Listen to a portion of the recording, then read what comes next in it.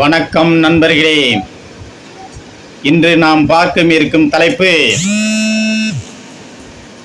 கிரகங்களில் ராகங்கள்.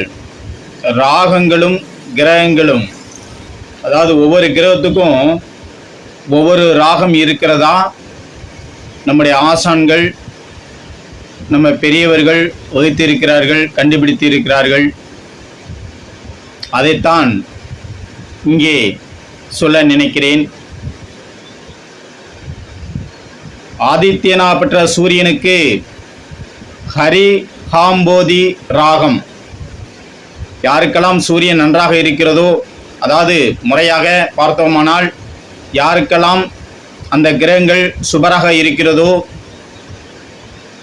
லக்னாதிபதியாக இருக்கிறதோ, அவர்கள் அந்த கிரகத்துக்குரிய ராகங்களை, ராகம் சார்ந்த இசைகளை கேட்டால் கண்டிப்பாக நன்மை அடையலாம்.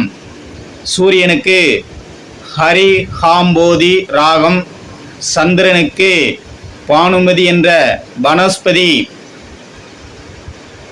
ராகம், செவ்வாய் பகவானுக்கு பைரவி ராகம்,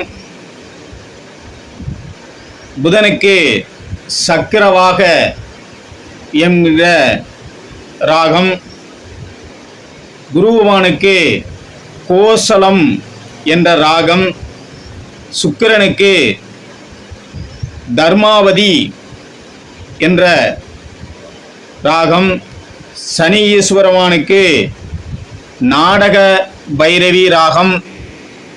சரியா? எங்களுக்கு ராகுவான் நன்றாக இருக்கிறார்.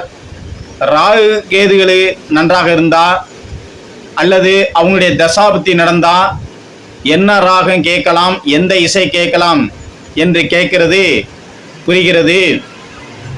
அவர்களுக்கு நாதஸ்வரம், கூடுமானவரை நாதஸ்வரம் இசை, நாதஸ்வரம் தான் கேட்குது பார்த்தீங்களா? நாதஸ்வர இசை, அதை கேட்டா உங்களுக்கு நன்மை உண்டு.